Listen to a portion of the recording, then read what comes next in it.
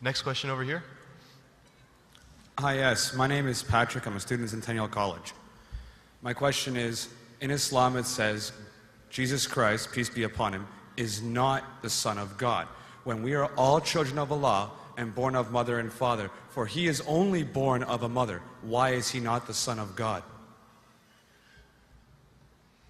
Brother Patrick asked a very good question, a very important question. He said that why in Islam is Jesus Christ, peace be upon him, not considered as Son of God? When we all are children of God, he being born of a virgin woman, all the more reason should be. See brother, if you tell we are children of God, in that way I've got no problem at all.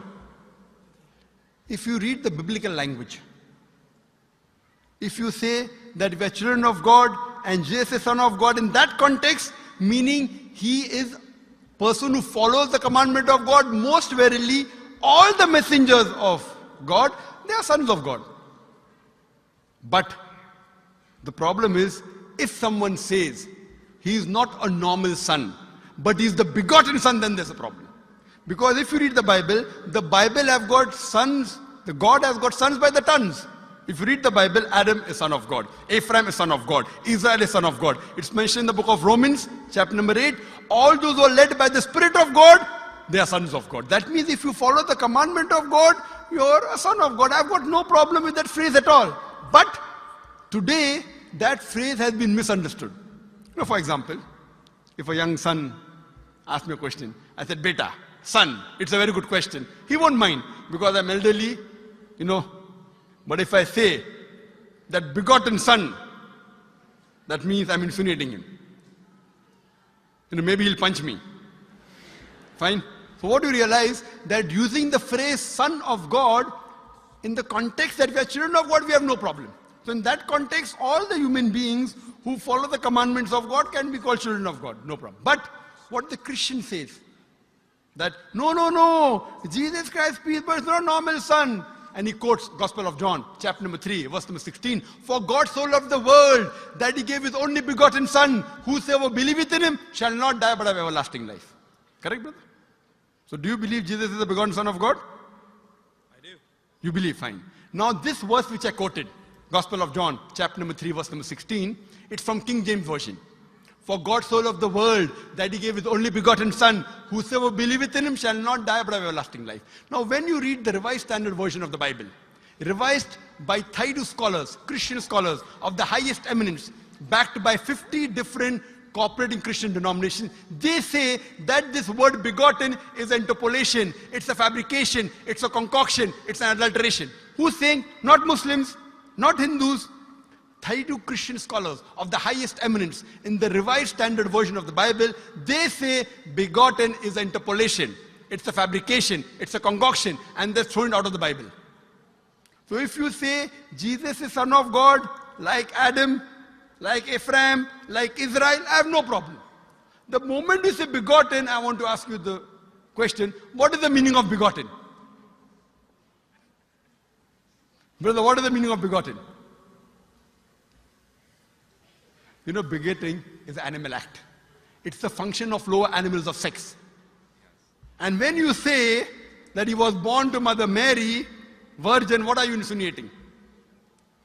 And if you say, because Jesus Christ, peace be upon him, is God or Son of God, because he was born to Mother Mary, Quran gives the reply in Surah Imran, chapter number 3, verse number 59. Inna masala Isa indallahi ka masala Adam. Khalaqa min turab. That when they say the similitude of Jesus in front of Allah is the same as Adam. They were born from dust and said, be and it was. If you say that Jesus Christ is God because he had no father and only mother, then Adam, peace be upon him, is a greater God. He had no mother and no father according to the Bible. MashaAllah, you're clapping. I like it.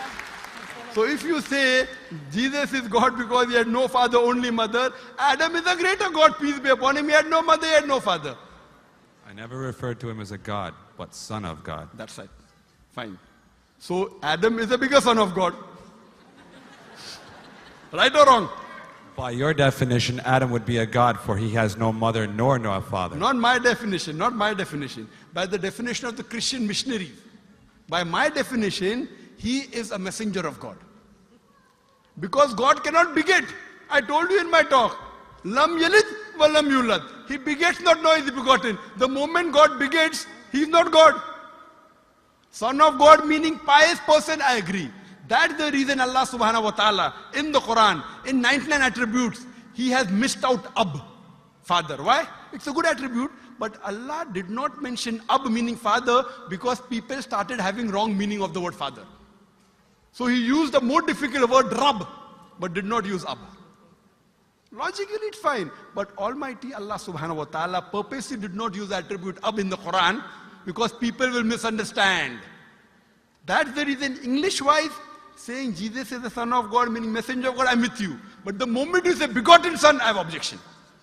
So you say Jesus is a messenger of God, I say peace be upon him after his name. So I respect Jesus Christ, peace be upon him, more than you, Brother Patrick. Because when I take his name, I have to say peace be upon him. If I do not say that, I'm wrong. So I love Jesus Christ, peace be upon him, more than you. I follow his teaching more than you. And if you want, I can prove it to you. That's a different argument, not for tonight. Sorry? That's a different argument and not for tonight. Okay, fine. I'll give you a few things. Jesus Christ, peace be upon him. Fine? If you read the Bible, he was circumcised on the 8th day. Fine? Majority of all the Muslims are circumcised, the Christians aren't. So if you say Christian means a person who follows the teachings of Jesus Christ, peace be upon him, then it's mentioned in the book of Leviticus, chapter number 11, verse number 7 to 8. It's mentioned in the book of Deuteronomy, chapter number 14, verse number 8, you should not have pork. It's mentioned in the book of Isaiah, chapter 65, verse number 2 to 5, should not have pork. Muslims don't have pork, most of the Christians have pork. If you read the book of Ephesians, chapter number 5, verse number 18, in the book of Proverbs, chapter number 20, verse number 1, it says you should not have alcohol. Muslims as a whole don't have alcohol, most of the Christians have alcohol. If you say Christian means a person who follows the teachings of Jesus Christ, peace be upon him, we Muslims are more Christian than the Christians themselves. We love him. We respect him.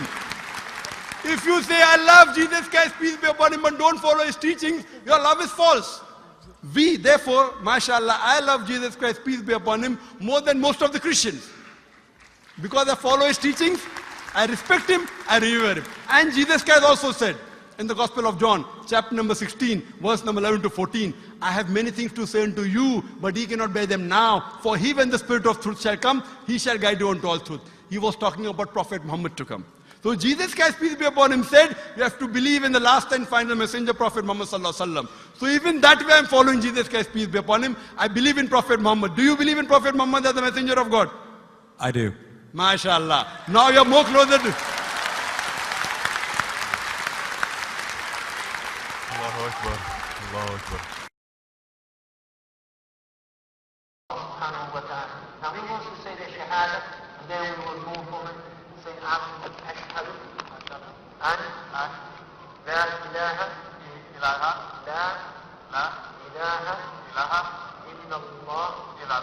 wa ashhad an Muhammad Rasul